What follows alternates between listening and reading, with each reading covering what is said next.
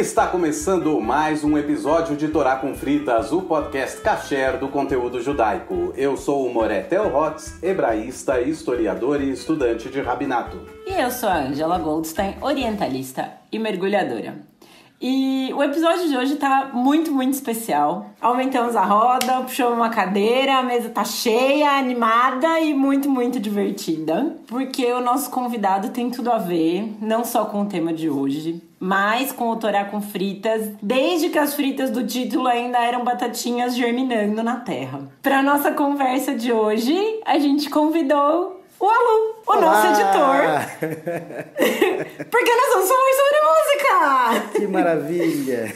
Alu, apresente-se! Muito bom dia, gente. Quer dizer, se você estiver ouvindo isso à tarde ou de noite, bom dia, boa tarde, boa noite. Eu sou a Alu, sou aqui o editor do podcast. Espero que vocês estejam gostando. Eu sou músico, compositor, sou editor de podcast agora. Esse foi, inclusive, o primeiro podcast que eu peguei para editar na vida e tô aprendendo muito com ele, tô muito feliz. Enfim, só tenho a agradecer aí essa oportunidade de estar com vocês, e o conteúdo tá muito legal e eu tô aprendendo muito e tô muito feliz. A gente tá muito feliz de te receber, ainda que virtualmente, né? A gente tá muito feliz de te receber aqui, Alu. Bom, a ideia da gente falar sobre música foi porque nos últimos dois eu e o Theo começamos a falar sobre literatura.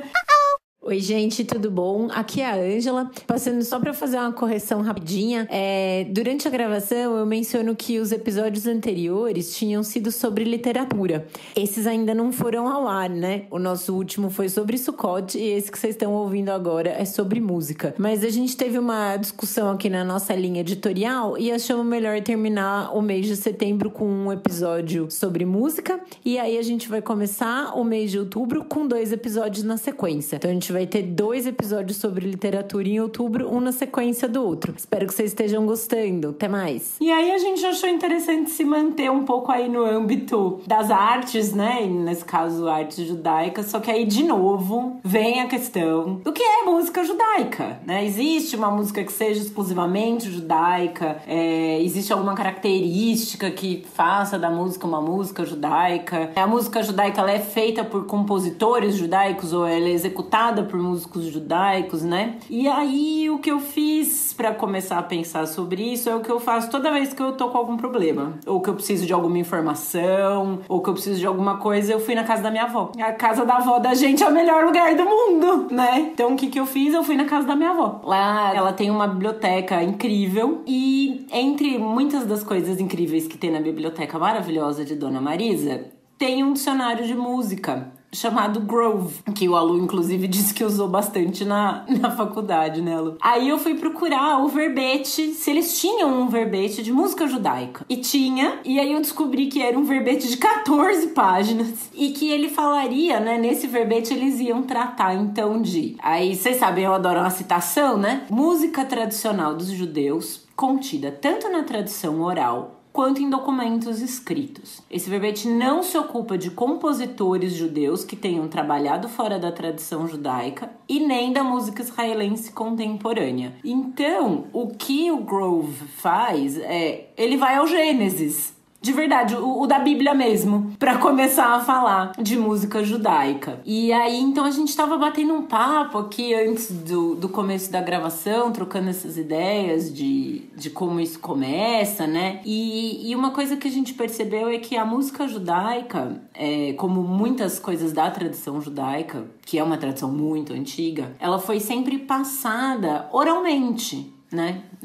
O início sempre foi oral, e que essa tradição musical foi mantida oralmente por muitos séculos, e que por isso a sua continuidade precisou ser muito cuidada, né? Precisou ser muito, não sei dizer a palavra bem, mas cuidada mesmo. E que é possível ver que houve essa continuidade porque muitas características da música judaica se mantiveram desde a antiguidade até hoje em dia, que é um maior uso da voz, do canto, né, do que da música instrumental, e uma relação entre as palavras que são cantadas e as músicas, as melodias, os sons. E aí com isso eu passo a bola então pro Theo e pro Alu? O que eu acho interessante aí tudo nessa questão da música judaica, não só a questão de que ela já tá presente desde o texto bíblico, quer dizer, antes do judaísmo se chamar judaísmo, antes do povo hebreu ser chamado de povo judeu, você já tem a presença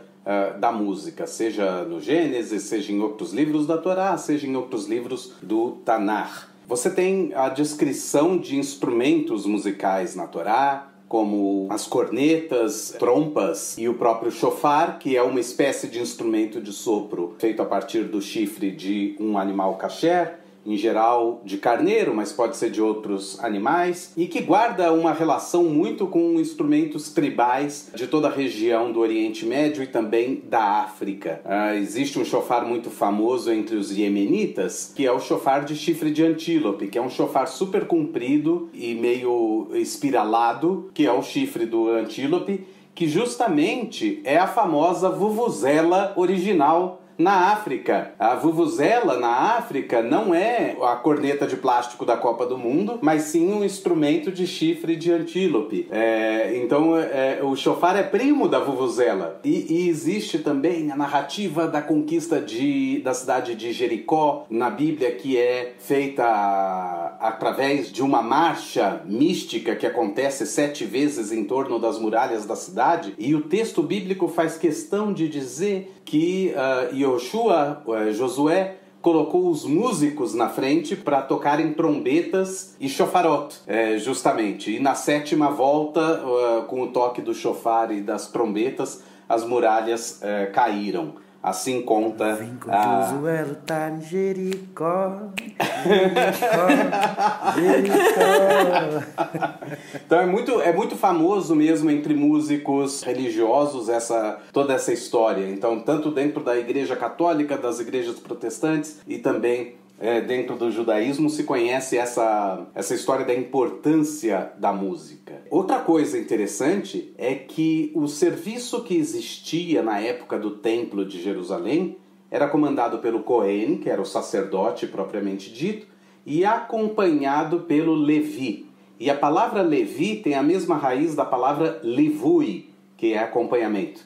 É aquele que acompanha o serviço. E a gente sabe pelas narrativas bíblicas que entre as funções dos Leviim, sobretudo na época do Segundo Templo, estava a entoação de salmos. Então os salmos eram cantados pelos Leviim.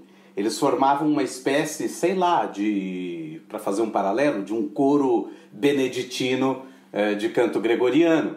Por isso, muitos salmos têm na introdução escrito Cântico dos Degraus, ou Cântico para a Ascensão. Eram os salmos que eram cantados nas escadas. Quando os Coanim iam entrar pelas escadas, os levitas estavam dos dois lados das escadas e ali cantavam aqueles salmos. Então muitos salmos têm instruções como o primeiro versículo, ou quem é o compositor, ou qual é a ocasião, e assim por diante. E isso foi transmitido oralmente, tanto o texto desses salmos, quanto a função dos levitas como cantores, por muito tempo. Existia até uma lenda, que hoje já se sabe que é uma lenda, mas ela caminhou por muito tempo, que dizia que o Papa Gregório I, quando queria formalizar a música na Igreja Católica, que ele procurou os judeus do seu tempo, os leviim do seu tempo, os levitas, para saber qual era a música judaica. De um lado, essa história deixa um pouco é meio furada, porque você pensa... o canto gregoriano é tantos e tantos anos depois da destruição do templo. Nenhum levita está vivo, né? O Papa Gregório é do século VI. O templo foi destruído no século I e desde então os leviim não cantavam mais isso. Por outro lado, quando a gente falou de literatura rabínica, a gente falou que o Talmud continua oral desde o século II antes da Era Comum até o século VI, VII. Então existia uma tradição oral muito forte, sem ser escrito o Talmud passava. Então, por que não pensar que esses leviim passavam para os seus filhos a sua função, né? a sua profissão, a sua arte, eles passavam para os filhos, porque afinal de contas a gente tem que pensar que também existia uma teologia de que o Mashiach, o Messias judaico, podia aparecer a qualquer momento e reconstruir o templo. E se ele podia reconstruir o templo, os leviim tinham que voltar a cantar. Logo precisavam saber cantar. Então existe uma possibilidade de que a história pode ser real, mas hoje já se sabe que não foi bem assim. Embora a origem dos primeiros cantos lá na igreja, das preces litânicas, e mesmo a importação para o latim de palavras hebraicas, aleluia, amém, essas coisas eram as coisas cantadas na igreja. A resposta, amém, esse tipo de coisa é muito cedo já que existia na Igreja Católica, já no século II, no século III. E isso pode ter sido influenciado pelo aquele judaísmo da época do templo, que o cristianismo nasce naquele período, no último século do templo. Na faculdade, Alu, você chegou existiu algum... Não sei bem como formular a pergunta, mas foi tocado no assunto de música...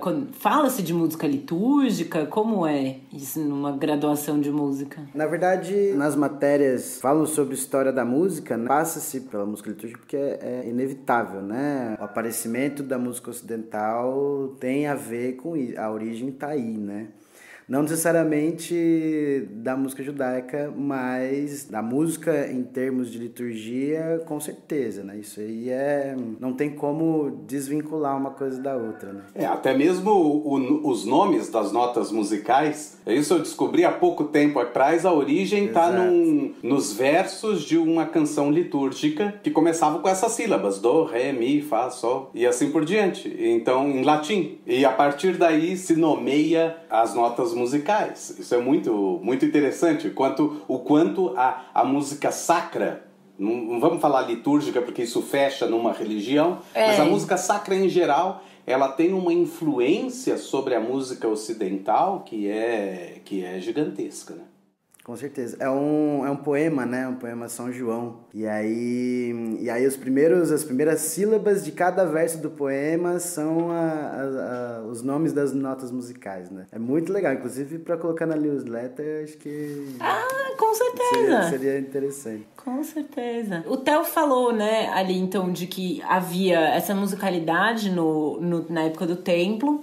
E aí houve, né, durante 8 séculos... um conflito entre helenismo e judaísmo, né, que foram muito importantes na história judaica, porque, como o Theo menciona, né, esse período vê o surgimento do cristianismo, vê a destruição do templo, também o nascimento do Islã, e nessa época, então, os serviços eram principalmente voltados para a recitação dos textos sagrados, centrados no Pentateuco, que são os 5 livros que compõem a Torá, e que a destruição do templo, dessa maneira, ela exclui todos os instrumentos musicais dos serviços religiosos, com exceção do shofar, que o Theo mencionou, que é esse instrumento de sopro, que é um chifre de carneiro, né? Ou pode ser de antílope, se você for mais chique, ou iemenita. Isso acontece, em parte, por causa da hostilidade dos fariseus a esse tipo de música, em parte por causa de um profundo luto, né, pela destruição do templo e o desaparecimento das funções dos levitas. E nisso inclui o fornecimento da música pro santuário. E aí disso deriva-se que praticamente vai ser tirada a música do serviço religioso. A música instrumental, acredito que o canto ainda tenha permanecido, certo? Sem sombra de dúvida. Eu acho que a grande oposição dos fariseus, e quando a gente fala fariseus, a gente tem que pontuar de novo. Fariseus são os pré-rabinos, os proto-rabinos, né? É aquele pessoal que se dedicava a estudar e interpretar e reinterpretar a lei. Então fariseu não é nenhum xingamento, não, embora popularmente se utilize dessa forma. Seria a mesma coisa de xingar alguém de "Ô, seu padre!" Não faz o menor sentido, você está chamando a pessoa de rabino. Então, não usem fariseu como xingamento, porque não é. Mas, enfim, eu imagino que eles se opunham muito à questão do instrumento na sinagoga, depois da destruição do templo, sobretudo por essa questão do luto, mas que a música cantada continuou, porque, como a gente falou, a boa parte da literatura rabínica também foi oral, e toda a literatura talmúdica. Até hoje, é muito comum você ver entre rabinos que estudaram em yeshivot muito tradicionais, que quando eles vão citar um trecho da Mishnah, por exemplo, eles citam meio que cantando, eles falam Rabi Elazar Amar, e eles falam cantando. E de onde saiu isso? É porque é assim que se aprende. Não é aleatória a melodia que eles cantam, é uma melodia que é feita para memorizar a Mishnah. Então, da mesma forma que é mais fácil memorizar a música que toca no rádio do que um poema, também os rabinos sabiam disso, os fariseus sabiam disso e ensinavam a Mishnah de uma maneira cantada. Posteriormente, a gente vê que isso vai aparecer na liturgia judaica, ou paralelamente seria a melhor palavra para se dizer, mas eu acho que o grande símbolo dessa música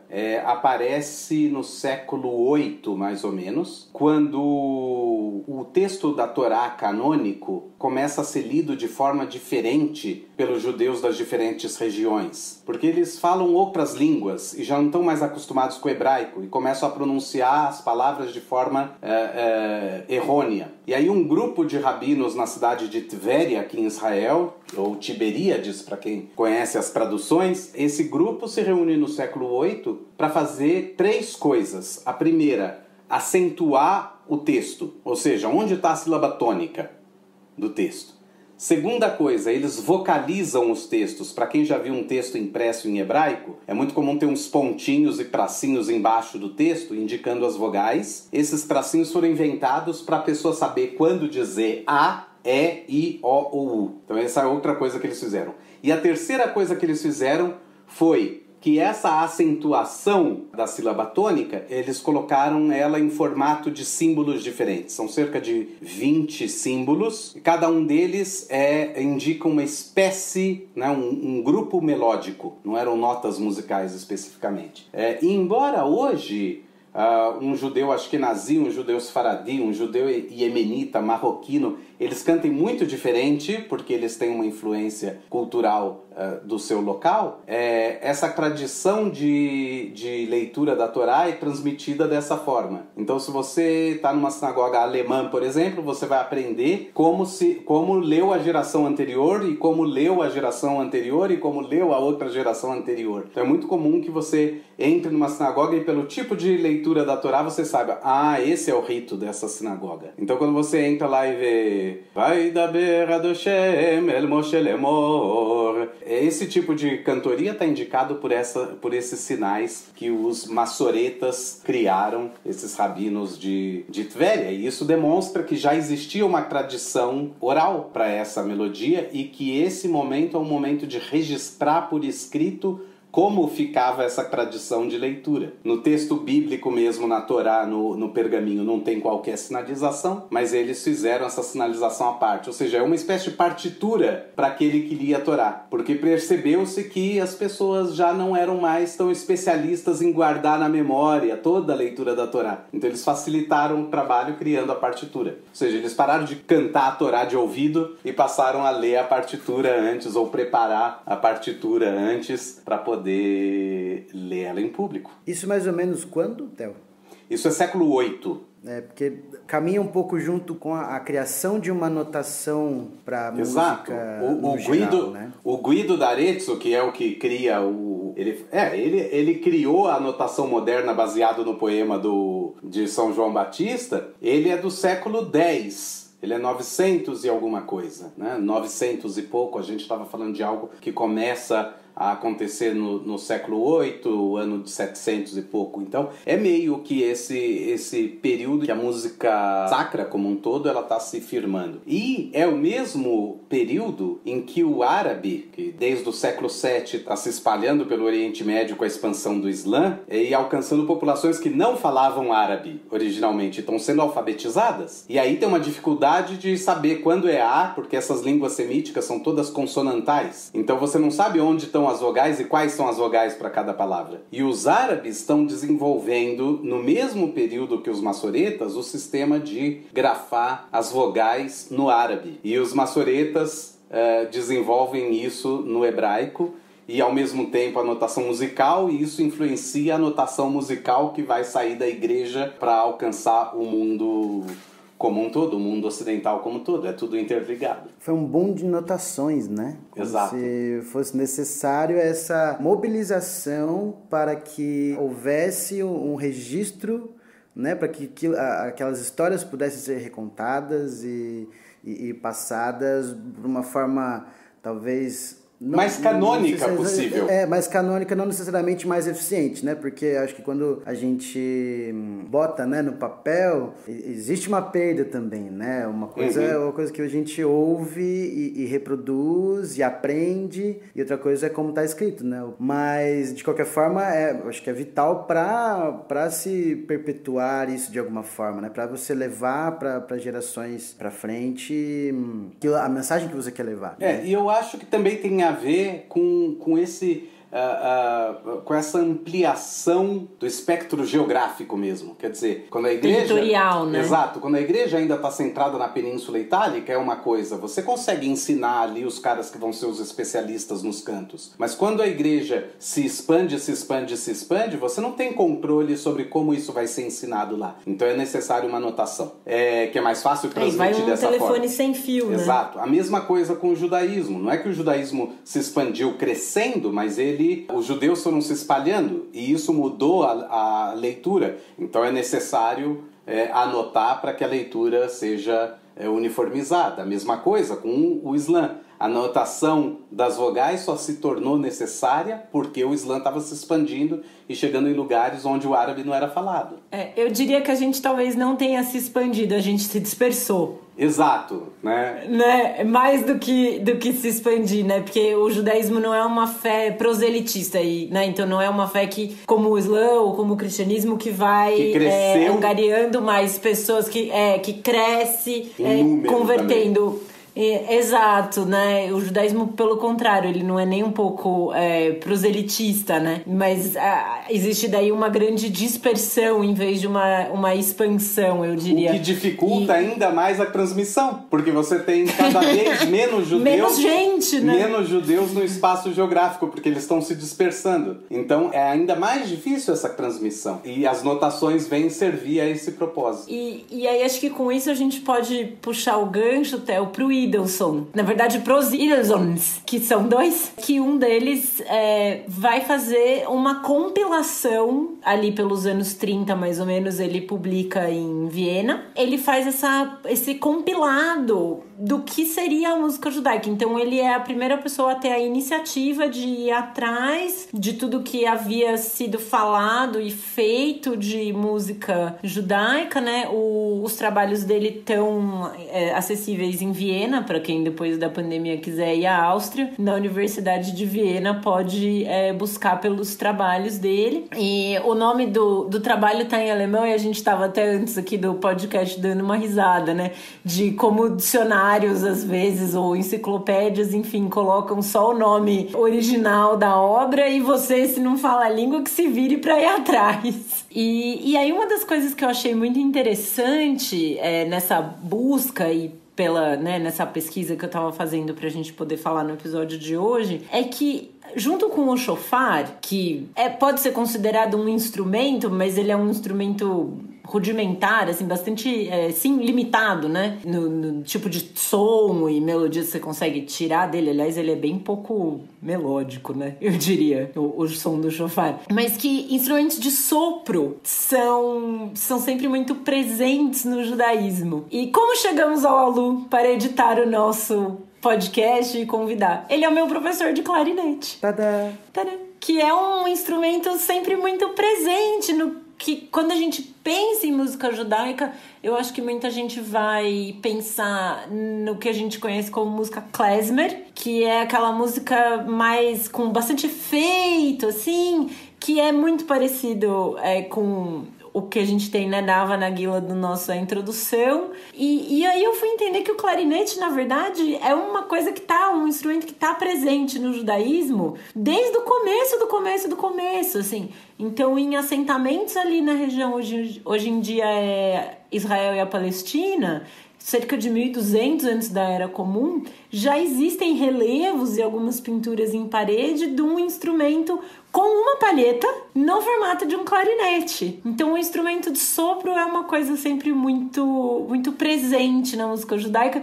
E aí o Theo estava comentando da questão do órgão, né? Que é um instrumento de sopro, porque ele tem canos ou tubos. E que o órgão era um instrumento presente nas sinagogas. E aí, nas sinagogas reformistas, na verdade. Isso.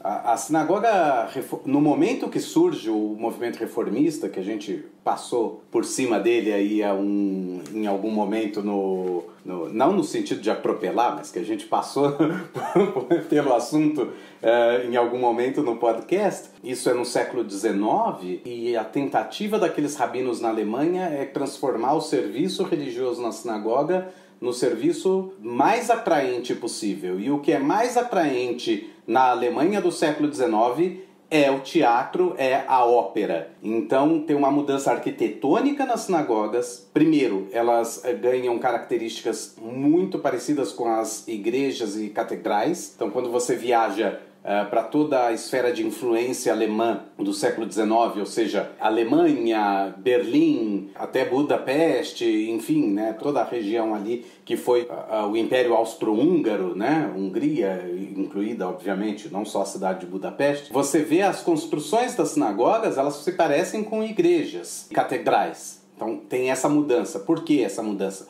Porque essa mudança é sobretudo acústica. Essa mudança é para facilitar a acústica. Não existe microfone, não existe nada disso. Precisa ter uma arquitetura que te propicie isso para ficar bonito. A outra mudança arquitetônica tiram a mesa da leitura da Torá, a bimá, do meio da sinagoga e ela passa para frente da sinagoga como um palco. Então as sinagogas desse período têm essa característica desse período e dessa geografia, por assim dizer. A sinagoga ashkenazí do centro europeu até perto do leste europeu tem essa característica arquitetônica. E aí então os reformistas colocaram o órgão para dentro, justamente porque pensavam, o órgão não tem nenhum tipo de violação de Shabat, por exemplo. Ou pelo menos assim eles entendiam que não havia essa violação, porque é um instrumento de sopro. Alguém está ali só pedalando os foles para fazer aquele sopro passar por todos os canos. A ortodoxia reagiu a isso e não queria muito música na sinagoga, então proibiram de vez a música na sinagoga, então ficou meio que isso. O reformista tem música e o ortodoxo não. Enfim, essa é mais ou menos a história aí do órgão. E depois tem outros instrumentos nas sinagogas.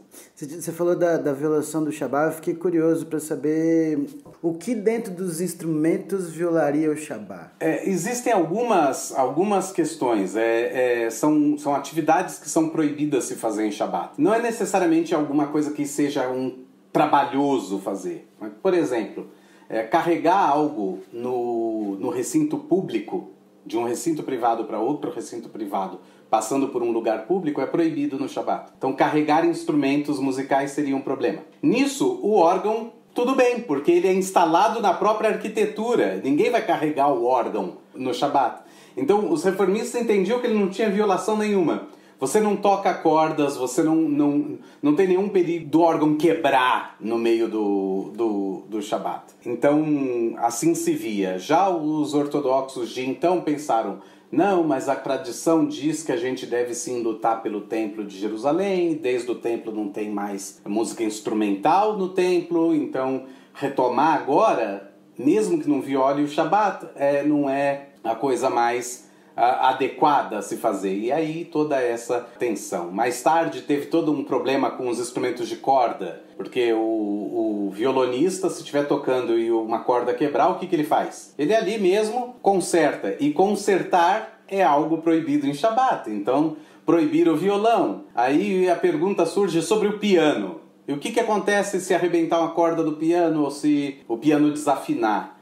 E aí tem uma das respostas que existem, que não é a mais difundida, tanto é que os ortodoxos também não usam piano na sinagoga durante o Shabat, mas uma das respostas é: O piano tudo bem porque ele precisa de alguém especialista para consertar o piano. Não é como o violão, que o próprio violonista troca. Não é assim. Nem todo mundo que é pianista sabe consertar um piano. Aliás, a maioria não. E você chama um afinador, e você chama a pessoa que conserta piano e assim por diante. Então foi permitido porque você sabe de antemão que o músico não vai violar o Shabbat no caso de alguma quebra do instrumento. Então essas eram as coisas que envolviam aí a questão toda do instrumento no Shabbat nas sinagogas. Por isso o clarinete pode, né, Lu? Então. Clarinete, acho que o máximo que pode acontecer ali é uma paleta quebrar e tal, mas aí você troca, é reposição, não tem que consertar nada. Não conserta. Não é conserto. Sem palheta, inclusive, o instrumento nem não funciona, né? Exato. Agora, a Ângela falou essa coisa do shofar não ser um instrumento melódico, justamente porque ele é uma nota só, no máximo você toca ele com mais intensidade ou menos, mas no tratado de Rosh Hashanah, no Talmud, os rabinos começam a discutir sobre um shofar com defeito, se ele tem um furo. Aí eles começam a discutir sobre se esse shofar está kasher ou não para Rosh Hashanah. Aí alguém fala, e se a pessoa fez o furo? E essa pergunta é capciosa. Por que alguém faria um furo no shofar? E aí alguém fala sobre vários furos no shofar. E eu só consigo pensar, o cara estava querendo fazer um instrumento que desse para tocar. Ele faz vários furos, como numa flauta, para mudar as notas do shofar. E obviamente esse shofar não está kasher para Rosh Hashanah. Mas se essa pessoa vai usar isso como instrumento musical, be my guest. Muito bom. Lembrando que o Rosh Hashanah é o ano novo judaico, que é a ocasião na qual se toca o shofar. Né? O shofar é tocado no Rosh Hashanah e no Yom Kippur.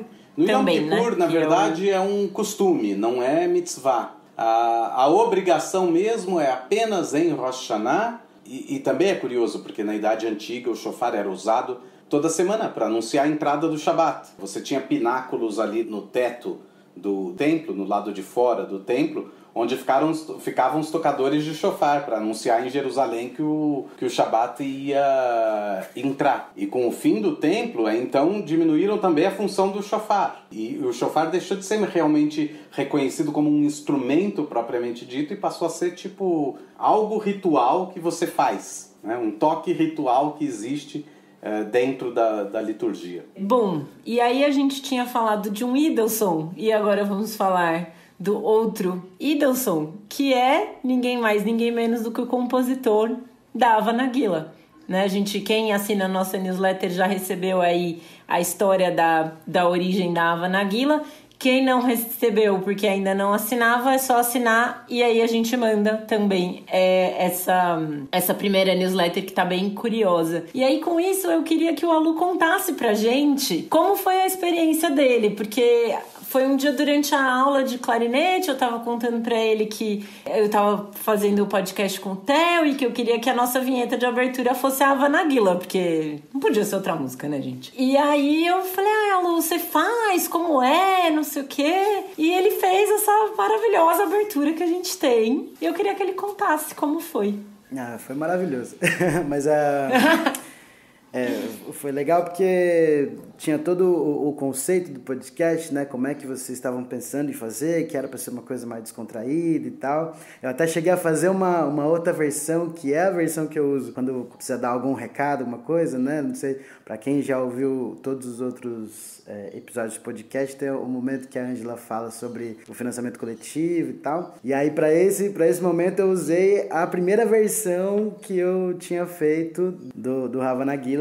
Tinha alguns outros elementos aí para deixar um pouco mais fora do tradicional, né? E aí quando eu mostrei pra Ângela, ela falou, não, mas tinha que ser um negócio um pouco mais perto do tradicional. Daí, referências, né? Foi buscar referências para poder saber exatamente qual onda que eles queriam que tivesse, né? E aí, e foi engraçado que uma das coisas que a Ângela falou pra mim foi assim, então, imagina que você está falando sobre judaísmo no bar. Eu falei, Pronto, a imagem já tá feita sobre como que a vinheta precisa ser, né? Aí nessa brincadeira eu fui buscar algumas referências e tal. A primeira parte, né, que é a parte da introdução mesmo dos clarinetes, que antes de começar a melodia do Hava Nagila mesmo, eu que criei, eu que compus. Através de referências e tal, acho que vi que cabia colocar ali um chamamento. Dá até para fazer uma relação com o shofar até, né? Tipo... Ali aquela coisa que anuncia, aquela coisa que chama a atenção para falar, olha, alguma coisa vai acontecer aqui, né? Então... Enfim, foi todos esses pensamentos, né? Que também para poder fazer uma diferenciação do que é gravações tradicionais, Hava Nagila, e do que é pro nosso podcast, né? Então... Enfim. E ficou lindíssima, né? Eu amo a nossa abertura, eu acho que ficou incrível, assim. E é muito esse do comecinho da música klezmer, né? Que ele tem uns guinchos, assim, propositais, né, Lu? Não guinchos, não propositais. Mas ele tem essa música com um pouco de efeito, assim, que é um tipo de música que eu particularmente gosto muito, acho muito legal, né? E é isso, a gente falou muito, né, que existe muito canto na música judaica, mas tem também junto com o canto algo chamado de nigun, que é uma melodia como um larará, um nananã, que é só esse cantadinho, que não tem letra, é só e a Hava Nagila, ela começa com um nigun, esse isso era um nigun, era só assim, e aí depois é colocada a letra, né? E aí virou o hit, né? Virou o hit, judaico, por excelência. Aliás, existe um filme que a gente já pode recomendar aqui, chamado Hava Nagila. Eu assisti ele 2 vezes num festival judaico de cinema. Nunca achei esse filme em nenhuma plataforma. Eu corro atrás dele direto.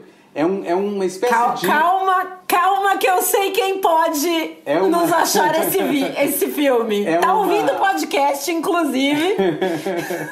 É um filme... Não gostaria de ser citado, Ele é um documentário sobre Hava Nagila e sobre Hava Nagila como um fenômeno cultural, não sobre a origem e tudo mais. E como que ela é, ao mesmo tempo, a música mais amada pelos judeus e mais odiada. Tem gente que, assim, cresceu com que...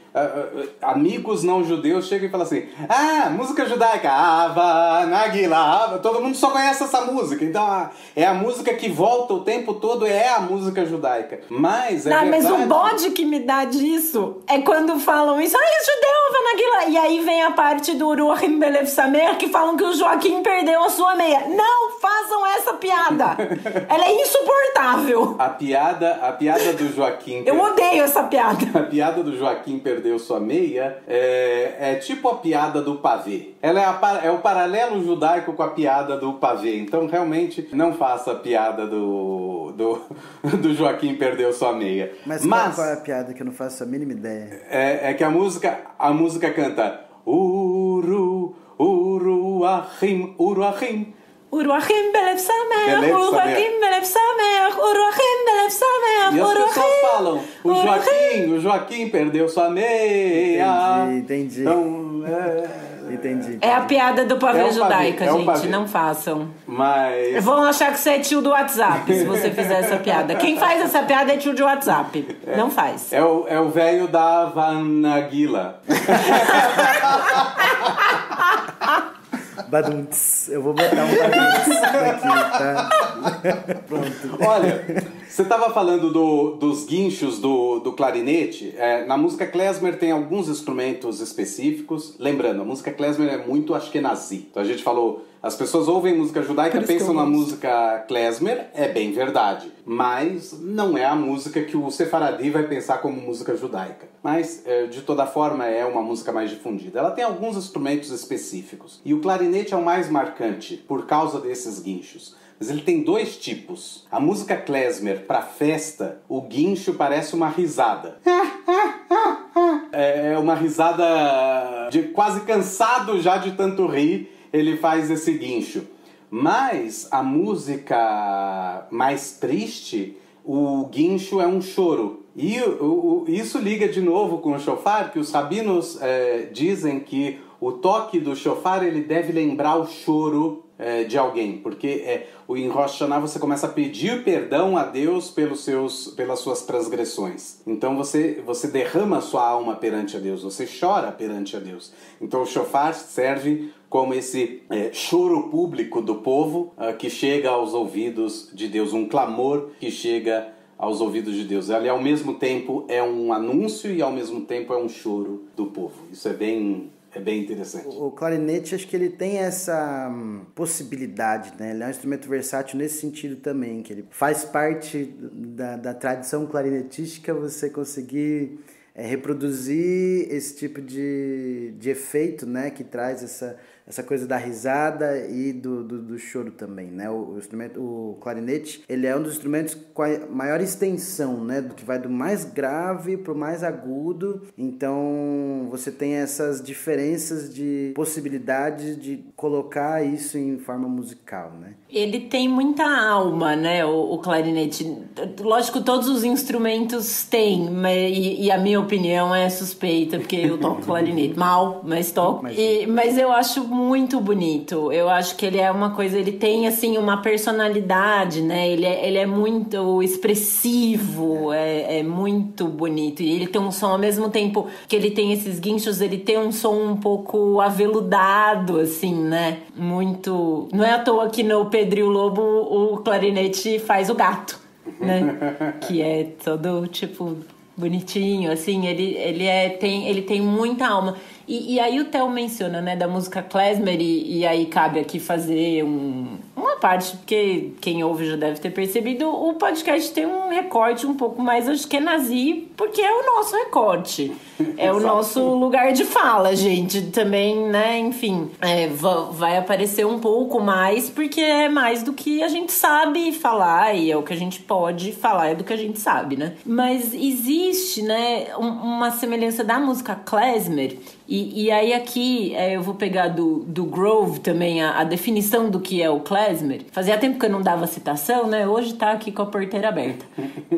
Que o klezmer, ele é um músico que toca, né, assim, um músico profissional nos guetos judaicos alemães e muitos outros da Europa Ocidental. Então, eles eram músicos profissionais de alto gabarito que tocavam em eventos festivos, como casamentos, circuncisões. A circuncisão é um ato festivo, tá?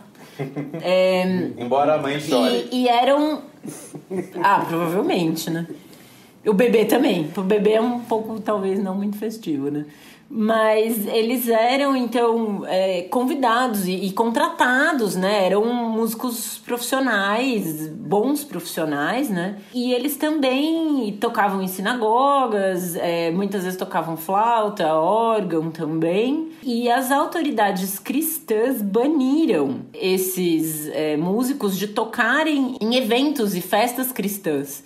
Né? Eles eram tão bons que eles tocavam também em festas cristãs e tudo mais. Então eles tiveram que daí ser restritos de novo somente aos guetos. E diz a história aqui, né, tem registros de que o arcebispo de Praga, em 1741, restaurou esse direito dos músicos judeus de tocarem publicamente de novo, né? Então o klezmer, na verdade, ele era o músico. E aí, por causa da maneira como esses músicos tocavam, isso virou o nome do estilo musical, que daí é o que muita gente vai pensar. Mas eu gosto de pensar, e eu acho, aí o Alu e o Theo digam se concordam comigo ou não, mas eu vejo interseções, assim, dessa música klezmer com a música cigana. Tem muito a ver. Eu acho que tem, né? E eu acho que tem a ver com esse recebimento renovado no século XVIII que acontece no leste europeu. Você fala do arcebispo de Praga, você está caminhando para o leste europeu. E é a partir daí que o klezmer vai virar uma música tão leste europeu, porque até então ele era do centro da Europa, então na Europa Ocidental. Agora, tem uma outra coisa sobre a origem da palavra. O klezmer era o músico, mas a palavra tem uma origem hebraica, que é klezmer. Klezmer é instrumentos musicais. Então, geralmente, eram músicos que eram versados em mais de um instrumento. Eram virtuosos. Eles eram chamados de klezmer. Existiam aqueles que tinham vários instrumentos interligados, igual uma bugiganga. Então ele mesmo... Tipo do Mary Poppins, isso, do começo. então ele mesmo tocava alguma coisa de percussão enquanto soprava alguma coisa. Então a pessoa era o klezmer, ele era os instrumentos musicais. Por isso ele era... e essa pronúncia é a pronúncia do hebraico. Em hebraico não se fala klezmer, se fala klezmer. Quem assistiu o Stissel sabe que ele vai lá no show do amigo dele e ele fala, klezmer kazé. E ele fala que é um klezmer ali que ele vai ouvir. Essa é a pronúncia também, acho que é nazi também no hebraico moderno da palavra. Mas eu acho interessante pensar nessas interseções assim, judaico-ciganas, né? Porque são grupos que estavam sempre próximos e também sempre perseguidos, estiveram juntos em campos de concentração, né? Existem muitas... a gente se cruza muito, né? Sobretudo os na judeus Romênia, com né? os ciganos. Exato, ali no leste europeu muito, né? Eu acho muito interessante pensar nisso. Muito bem, Alu.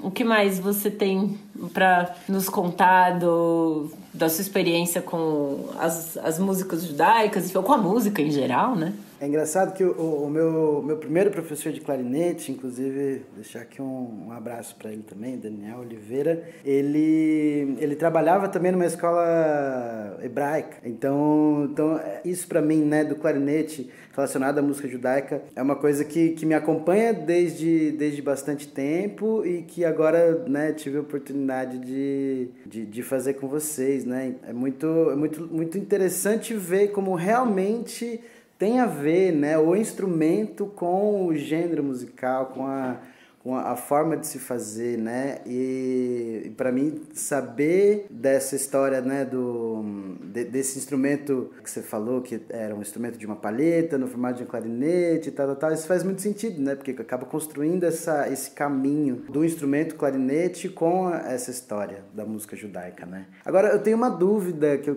gostaria de perguntar aos universitários. Sobre o levita propriamente, né? Sobre o que acontece, assim como existem várias outras apropriações da tradição cristã com elementos do judaísmo e tal. Essa palavra é uma delas, né? Quando você tá, porque eu cresci na igreja evangélica e, enfim, aprendi a tocar por causa da igreja e tal. E sempre se ouve, né? Não, porque faz-se essa relação do levita com a música, né? E, na verdade, a minha dúvida era mais se o fato de ser levita quer dizer que necessariamente são pessoas da tribo de Levi, ou se é mais pelo, vamos dizer assim, pelo cargo em si, né? Pelo como isso é colocado dentro da tradição. Pergunta é ótima. Não, de fato, originalmente os levitas são os da tribo de Levi. Eles eram chamados os levitas. E eles eram divididos em dois tipos de levitas. Aqueles que eram descendentes do irmão de Moisés, né? Os descendentes de Aaron, formaram os Coanim, os sacerdotes. Todo o restante da tribo de Levi era o serviçal, digamos assim, não é exatamente essa palavra, mas o acompanhante do Cohen, o acompanhante do sacerdote, que no período do primeiro templo é o assessor. Que eu falei acompanhante porque a palavra Levi, livui, como eu falei antes, né? Então ele era o que acompanhava o serviço nesse sentido. No período do primeiro templo não era musical isso não, embora eu vou falar isso aqui e vai ter gente que vai falar, não, sempre foi. Não sempre foi. No judaísmo nada sempre foi. Historicamente falando, não, né? Só o eterno, né? Só Deus sempre foi e pronto. O restante é sempre em movimento. No período do primeiro templo, essa função de acompanhar é porque eram os levitas que verificavam quais os animais que estavam próprios para o sacrifício. Eles cuidavam dos instrumentos do sacrifício. né, das facas e assim por diante, vistoriavam tudo e passavam para o Cohen. E aí o Cohen, o sacerdote, fazia o sacrifício propriamente dito. No período do Segundo Templo tem uma mudança aí, justamente por influência do período entre templos, quando os judeus foram para o exílio da Babilônia. E lá eles desenvolveram outro tipo de judaísmo, porque não tinha templo, que é o que eu chamo de proto-sinagoga. E ali nasce muito essa relação com a música. Então quando se retorna para Jerusalém e se constrói o Segundo Templo, o levita ganha também essa característica de ser o músico por excelência dentro da função religiosa. Agora, quando o templo cai, aí cai também essas coisas, né? Do mesmo jeito que o rabino não precisa ser nascido na família dos Kohanim, também o Hazan, que é o cantor litúrgico, não precisa ser necessariamente um levita. Então isso democratiza. A sinagoga, em vários aspectos, ela democratiza o serviço religioso que existia até então.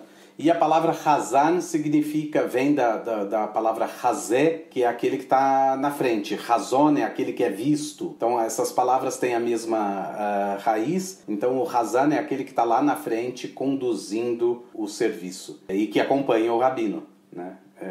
Nesse serviço religioso. Mas sobretudo nas igrejas evangélicas, é muito associado. Os grupos de música não são grupos, eles são tidos como são ministérios. É como o paralelo seria como na Igreja Católica os agentes de pastoral. Tipo, é uma agente especializada num serviço religioso. Ela não é só especializada porque ela é especializada para servir a Deus de certa forma. Assim, é a visão evangélica de puxar então esse termo do hebraico para dentro da igreja, transformando em levitas aqueles que são os músicos. Mas por isso mesmo, antes eu falei dos levitas, provavelmente transmitiam para os seus filhos a sua arte, depois da queda do Segundo Templo. Provavelmente isso deve ter continuado mesmo por um bom tempo. Então, nem todo mundo que era músico podia ser levita. Ou essa música se dissemina tanto e quando você chega no klezmer... Eu falei de música triste, klezmer. 2 exemplos são cortejo fúnebre. Existia música instrumental no cortejo fúnebre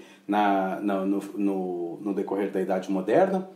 Hoje não mais. Ele é só cantado mesmo. Mas então tinha música triste. E no mundo ashkenazi, sobretudo no leste europeu, o casamento tinha um lado triste. Do mesmo jeito que se contratava carpideiras para chorar no enterro, também se contratava carpideiras para chorar no casamento. Essa história de chorar no casamento não é só de emoção, porque de um lado é uma família nova que se forma, mas de outro lado o noivo e a noiva estão abandonando, essa era a visão que se tinha, estão abandonando sua família, virando as costas para os seus pais. E por isso no leste europeu é muito comum que os ashkenazim do leste europeu vestem o kittel no dia do casamento, que é uma espécie de manto branco que se usa em Yom Kippur, como sinal de luto. Eu estou em luto, porque eu estou deixando a casa da minha família. Então tem um lado triste do casamento e que a gente às vezes não para pensar nisso. Mas talvez as mães pensem nisso, talvez os pais pensem nisso e não falem simplesmente. De certa forma, tá indo embora. Alguns falam, viu? Alguns falam.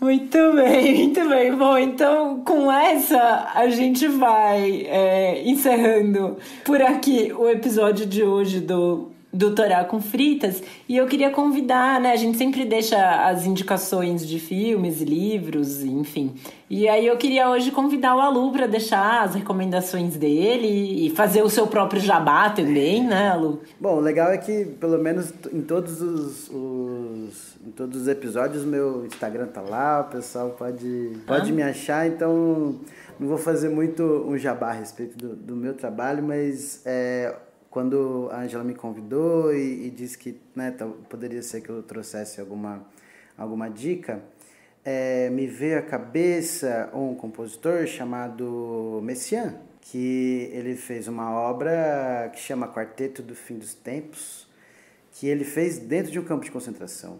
né? Ele era um músico francês e na Segunda Guerra ele foi capturado. E sabendo que ele era músico e tal, deixaram ele exercer a profissão dele e ele conheceu outros músicos lá dentro do campo de concentração e compôs o Quarteto para o Fim dos Tempos, que é cello, piano, clarinete e um violino. E aí tem uma das músicas, dos movimentos, né, chamam Abismo dos Pássaros. Já é música um pouco mais moderna, né, e a música do começo do século XX, ela tem algumas experimentações. Então, por exemplo, como o Quarteto do Fim dos Tempos, né, essa música, por exemplo, do Abismo dos Pássaros, tem uma coisa na música que a gente chama de pulsação, né? De pulsação, que é aquilo que leva a música, né? Quando a gente faz o Havana Gil, você tem aí uma pulsação que leva a música para frente, né? Aí, nesse caso, Messiaen, ele tenta ilustrar como seria se isso não existisse, como se não tivesse, como se o tempo não existisse. Então, inclusive, no começo das partituras, é usual você ter uma fórmula de compasso, né? Que são números que vão indicar mais ou menos como que vai ser o ritmo, como ele vai ser descrito. E no Messiaen não tem, pelo menos na partitura dessa música, não tem uma fórmula de compasso ali, porque é justamente para o negócio acontecer como se o tempo tivesse parado. E, enfim, é muito bonito, muito legal, e fica aqui essa recomendação. Muito bem, então o aluno fez o jabá dele, eu vou fazer. Se alguém quiser o melhor professor de clarinete do mundo, o mais paciente, tá mais do que feita a indicação. Ou se você fizer um podcast e precisar de alguém para fazer uma música de abertura maravilhosa e uma edição primorosa, contatem o Alu, o contato dele tá na nossa descrição e no fim do episódio também. Eu queria deixar uma indicação de um filme que é um dos meus filmes preferidos de todos os tempos. É um filme franco-russo chamado O Concerto, que é muito bonito. É uma orquestra russa que tá um pouco mambembe e vai a Paris tocar o primeiro concerto para violino do Tchaikovsky. Existe uma temática judaica no filme, que não é o principal, mas é um coadjuvante muito necessário e é um filme lindíssimo, engraçado, é uma história super bacana e no fim eles ainda tocam o concerto, que é uma música que eu gosto muito, né? Esse concerto para violino de Tchaikovsky é muito bonito, vale super assistir, é muito bacana. Theo, você tem alguma dica de filme? Eu indico um filme que eu não sei nem como classificar a nacionalidade dele. Eu vou dizer que ele é um filme judaico. Eu digo por quê? Porque ele é um filme que ele é francês, ele é belga, ele é holandês, ele é israelense, ele é romeno, é um conjunto de produções aí, todo falado em francês, obviamente. O filme é O Trem da Vida, um filme realmente maravilhoso do ponto de vista artístico, mas especificamente ele toca na questão da música. Ele vai acompanhando esses judeus ashkenazim e sobretudo, eu acho que é o grande momento musical do filme, é quando esses judeus, no caminho para sua tentativa de fuga, eles encontram os ciganos romenos e à noite acampam juntos. E aí então a música klezmer e a música cigana se encontram e é o grande momento do filme. Eu acho que do ponto de vista musical, o grande momento, mas o filme inteiro ele é fantástico do começo ao fim. Fica essa minha recomendação. Muito bem, então com isso a gente termina por aqui o episódio de hoje do Torá com Fritas. Lembrando que vocês podem entrar em contato com a gente através do e-mail toracomfritas@gmail.com. Nosso Instagram é @toracomfritas. Vocês também podem nos seguir no Twitter, @toracomfritas. Para não perder nenhum episódio, assine o nosso feed. Eu sou a Angela Goldstein, junto com o Theo Hotz, idealizadora e apresentadora do Torá com Fritas. O Alu, além do nosso convidado de hoje, é o nosso editor de som e o intérprete da nossa música de abertura, a conhecida Havana Gila. Para entrar em contato com ele, é só procurar no Insta pelo @oaludesempre ou aluprodu, e a nossa identidade visual é da Maia Batalha. Muito obrigada a todo mundo que ficou com a gente até agora. Até logo e até o próximo episódio. Tchau, gente. Até a próxima. Obrigado.